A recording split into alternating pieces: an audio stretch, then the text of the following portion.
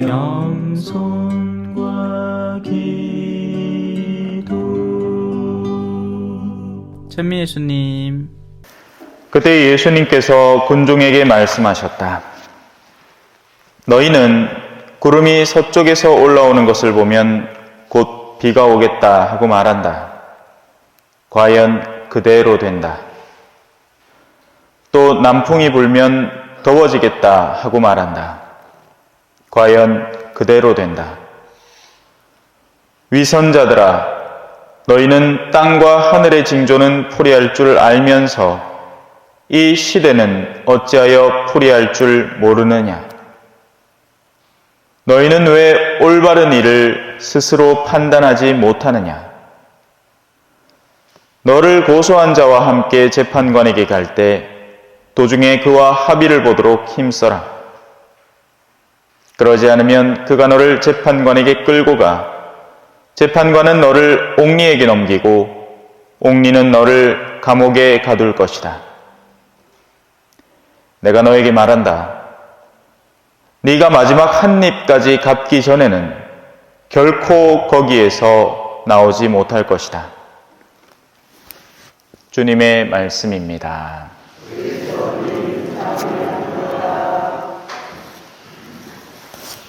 천미 예수님.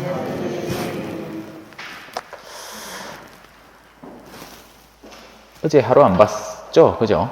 역시 오래간만에 보는 느낌입니다. 수요일날 저녁에 보고, 그죠? 자, 오늘 복음은 요 마지막 부분 한번 주목해 봅시다. 내가 마지막 한 입까지 갚기 전에는 결코, 성경에서 이런 강한 표현이 나오는 게 그렇게 자주 있지는 않습니다. 그런데 오늘 나오는 거 보니까 새겨들어야 돼요. 예수님께서 진실로 진실로라고 얘기할 때는 진짜 새겨들어야 되는 것이고, 또 결코라는 말을 할 때는 이제 반대쪽으로 절대로 그렇게 해서는 안 되겠구나 라는 인지를 굳혀야 하는 겁니다. 결코 거기에서 나오지 못할 것이다. 그러니 우리는 이걸 피할 수 있도록 해야 되겠죠.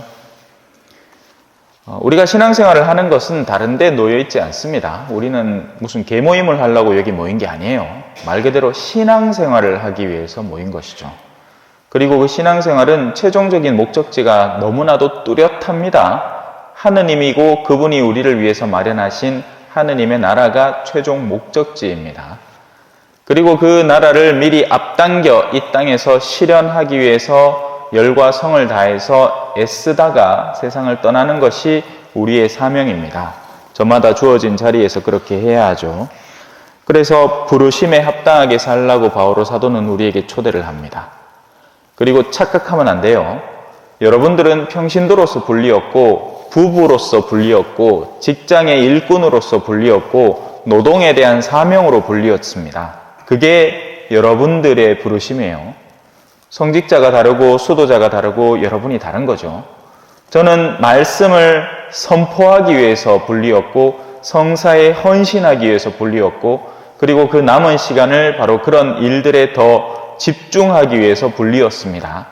제가 무슨 건축가도 아니고 무슨 건물을 잘 지었다고 칭송받을 것도 아니고 제가 무슨 사업가나 아니면 무슨 행사 준비자도 아니라서 사람을 잔뜩 모아놨다고 박수받고 이런 걸로 만족해서는 안 돼요.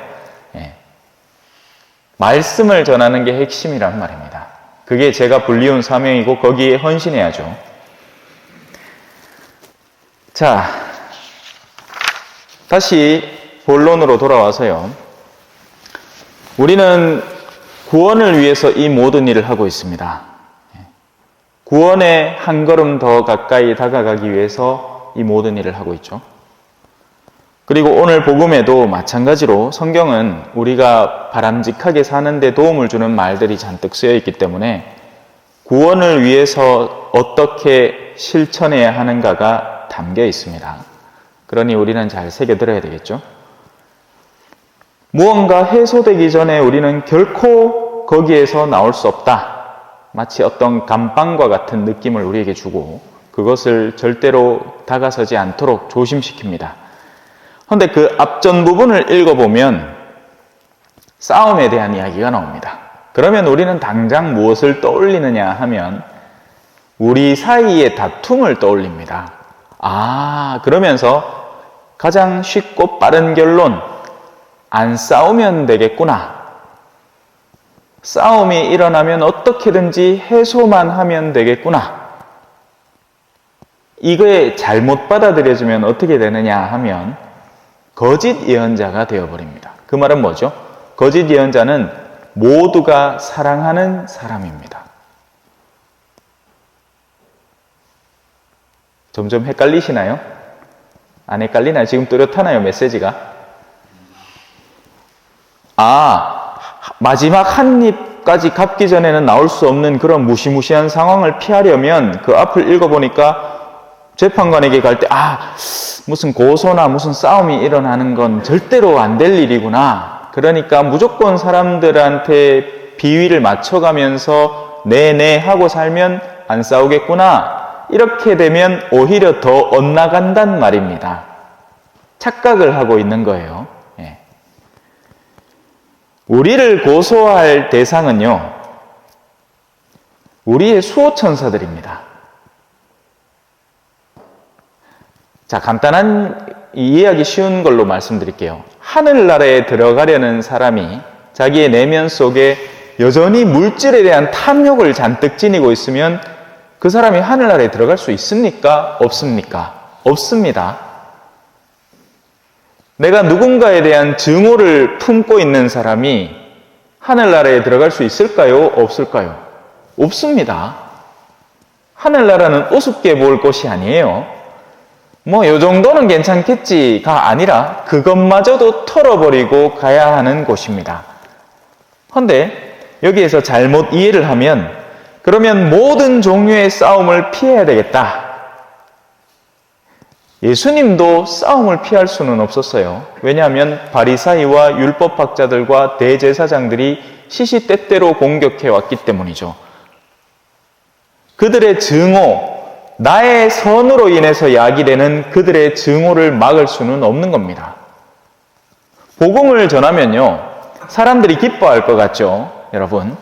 내가 복음을 전해주는데 기뻐해야 마땅할 것 같지 않습니까? 거꾸로입니다.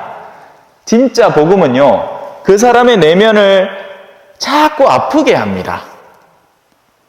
성가시게 만들죠. 내가 지금 살아가는 내 삶의 현재가 정상이 아니구나라는 것을 이해하게 합니다. 하느님의 말씀은 살아있고 힘이 있어서 사람의 골수를 파고들어서 그 속에 있는 생각과 속셈을 가려내기 때문에 나는 그냥 적당히 이 정도면 신자로서 충분하겠거니 내가 평일미사를 빠진 적이 있어, 주일미사를 꼬박꼬박 나오지요, 제계도 잘 지키지요, 묵주기도도 열심히 하지요, 그러면 됐지 하는데 그때 말씀은 우리를 정말 네가 하느님의 뜻에 맞는 신앙인이냐, 단순히 법적인 차원을 철두철미하게 지킨다고 네가 하늘나라에 들어갈 성 싶으냐, 네가 하늘까지 오를 성 싶으냐, 이 가파르나움아, 저승까지 떨어질 것이다. 착각하지 말고 네 마음속을 다시 식별하고 분별을 해서 그 안에 있는 한 입까지 갚도록 해라. 여기까지 따라오셨으면 다행입니다. 근데 자, 그러면 큰일 났습니다. 그죠? 제가 말하는 것을 지금까지 잘 따라오셨고 이해를 하셨다면 와, 어떻게 그렇게 살아가나? 라는 게 문제가 되겠죠. 그죠? 맞아요. 우리는 그렇게 살 수 없습니다. 그건 바로 율법적 철두철미함을 지키는 삶처럼 느껴지기 때문이죠. 하지만 그걸 우리더러 일거수일투족을 모조리 다 그렇게 해서 완벽하게 살라는 이야기가 아닙니다. 우리가 아는 신앙생활의 근간에는 그 일을 온전히 대신해 줄 분이 계시니 너희는 그분에게 아무 염려 없이 의탁하기만 해라 라는 결론으로 다가갑니다. 그게 바로 오늘 복음 환호송의 얘기죠. 아버지는 하늘나라의 신비를 철부지들에게 드러내 보이셨나이다. 그 일을 해주시는 분이 계신단 말이에요. 예수 그리스도라는 분이신데 그분께 우리가 철부지처럼 온전히 의탁할 때 만약에 내가 내 살림을 나 스스로 챙긴다 하면 집도 구해야 돼, 차도 구해야 돼, 면허도 따야 돼, 집세도 내야 돼, 청소도 내가 하고, 설거지도 내가 하고, 빨래도 내가 하고, 요리도 내가 하고, 막 다 해야 되는데, 우리가 아버지 집에 얹혀 살면 아버지가 다 해주죠. 요즘 그래 나이 먹고 얹혀 사는 아들이 많아서 큰일입니다. 그래 살란 얘기가 아닌데, 이건 지금 영적으로 한 얘기고, 그죠? 예.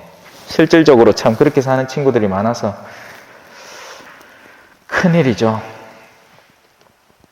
세상이 그렇게 막 종용하기도 하고요. 옛날 같으면 벌써 집구애가 나가고 결혼해가 낳고 살 나이에 지금은 집을 구하는 게 하늘의 별 따기 아닙니까? 거기에다가 막 여러 힘들을 암만 모아도, 대출을 암만 받아도, 지금 대출 받으면 큰일 나죠. 무서운 세상에 살고 있는 겁니다. 그러니까 알을 낳을 의욕이 생깁니까? 사교육비는 사교육비대로 막 하늘 모르게 치솟았지. 뭐. 자, 다시 돌아와서 그런 철부지와 같은 의탁, 그 의탁을 올바로 하기 위해서는 우리가 이 세상에 우리 홀로 나 있는 게 아니라는 인식을 다져야 되는 겁니다. 살아계신 하느님이 계신다는 인식, 그분이 우리를 도우려 하신다는 분명한 확신, 그런 하나의 믿음, 하나의 한 분이신 하느님의 신앙 속에 굳게 살아가야 하기에 바울 사도는 마지막 부분에서 이렇게 얘기하는 겁니다. 하느님께서 여러분을 부르실 때 하나의 희망을 주신 것처럼 그리스도의 몸도 하나이고 성령도 한 분이십니다. 주님도 한 분이시고 믿음도 하나이고 세례도 하나이고 만물의 아버지신 하느님도 한 분이십니다. 그분은 만물 위에 만물을 통해서 만물 안에 계십니다. 그러니 우리 안에도 그분이 계실 것이 확실하니 우리는 두려움을 떨치고 이 신앙의 여정을 그분께 온전히 의탁하면서 나아가도록 합시다. 자, 이게 이론이에요, 이론. 자, 그러면 그렇게 사는 사람은 어떻게 될 것인가? 예전에는 혼자 살아야 되기 때문에 걱정이 많습니다. 혼자 사는 사람은 혼자 다 챙겨야 되기 때문에 많은 것들이 두렵고 소심해집니다. 무언가를 쉽게 내놓을 수가 없게 돼요. 겁이 나서 말이죠. 그렇게 해도 될까? 그런데 아버지의 힘을 믿는 사람은 점점 겁대가리를 상실해 갑니다. 아버지의 뜻이 분명하다면 지금 내 능력이 모자란다 하더라도 기꺼이 나를 거기에 던져 넣을 수 있게 되는 거죠. 세상 처음에 누가 처음부터 다 준비되어 있습니까? 봉사의 직분에 누가 처음부터 준비되어 있습니까? 독서를 하라 하면 누가 처음부터 글을 읽는 걸 완벽하게 해내서 여기 올라옵니까? 아니란 말이에요. 누구든지 자기를 던지는 시간이 필요하단 말입니다. 신앙과 믿음 안에서는 더욱 그러하죠. 신앙이라는 것 자체가 미지의 세상에 나를 던져 넣어야 하는 거예요. 우리는 보이는 세상에 지금까지 살아왔는데 신앙은 우리를 보이지 않는 세상으로 초대를 하고 보이지 않는 하느님에게 나를 의탁하기를 요구하기 때문에 거기에서 우리는 우리를 던져 넣어야만 하는 거죠. 오늘 복음도 마찬가지죠. 나는 아무하고도 고소한 적이 없습니다. 그러면 다행이겠네요. 그게 아니란 말입니다. 우리를 고소할 자가 누구라고요? 우리의 수호천사들입니다. 그래서 자기가 아무 흠도 없다라고 착각하는 사람은 어마어마한 착각에 빠져 있는 거죠. 우리는 모두 하느님 앞에 같은 죄인들입니다. 하루하루 뉘우침이 필요하고 성실하게 우리를 다시 하느님께 돌려드리고 우리의 의지를 당신께 내어 바쳐서 나는 내 남편을 용서할 수 없지만 거룩한 성령은 나를 쓰셔서 그런 용서를 이룰 수 있도록 돕는 분이 되는 거죠. 나는 나의 탐욕에서 내가 해방될 수 없지만 거룩한 영은 나를 쓰셔서 나로 하여금 이웃을 위해서 완전히 열린 사람이 되도록 이끌어 나가는 겁니다. 그게 자기를 하느님께 봉헌하는 이의 특장점이란 말입니다. 그러지 않으면 항상 두려움에 휩싸여 살아가는 거죠. 설마 나한테 이거 시키는 건 아닐까?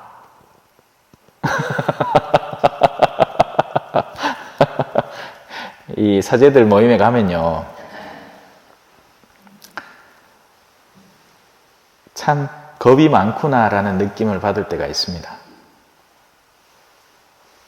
혈기왕성한 신부들이 지금 한창 나이에 어딜 가서 뭘 해도 부딪혀서 해낼 수 있는 그런 강인한 정신을 가져도 이 모자랄 판에 안주하려고 든단 말이에요. 벌써 지킬 게 많아진단 말입니다. 나 지금 한국에 이제 적응을 했는데, 그 말은 한국에서 누리는 걸 많이 누리고 있는데, 설마 나를 어디 외국에 무슨 선교하라고 보내진 않겠지? 이거 뭐죠? 두려움이죠. 무서워하는 겁니다. 쫄지 마세요, 여러분. 하느님은 우리보다 훨씬 크신 분이고 우리보다 능력 있는 분이십니다. 우리가 상상도 못할 일을 당신은 해내시는 분이라고요. 탐욕이 절대 안 떨어지잖아요. 그러면 하느님은 우리한테 병고를 주셔서라도 그 탐욕을 떼냅니다. 아, 물질이라는 것이 이렇게 하찮은 것이었구나. 아니면 다른 체험을 시키죠. 자식들이 그 내가 가진 어떤 것 때문에 미친 듯이 싸우는 모습을 보면서 내가 도대체 무엇 때문에 이렇게 모았던가 하고 한탄을 하게 만드십니다. 물론 그렇게 해서도 안 돌아오는 사람이 수두룩해요. 마지막까지 그 탐욕을 쥐고 죽으려는 사람이 있죠. 안타까운 영혼이죠. 하지만 하느님께 나를 의탁하는 사람은요, 하느님께서 나를 차근차근 도와주십니다. 필요한 때 필요한 체험을 정말 우연처럼 시키면서 필요한 사람을 만나게 해주고 필요한 체험을 시켜주고 필요한 깨달음을 얻게 해주죠. 그러면 우리는 마지막 한 입은커녕 거기에서 훨씬 더 벌어서 상급을 기대하면서 하느님께 갈 수 있는 겁니다. 그러면 하느님이, 우리 위대하신 주인이 당신 손수 허리에 띠를 메고 우리 발을 씻어 주실 거예요. 아멘. 찬미 예수님, 겸손과 기도.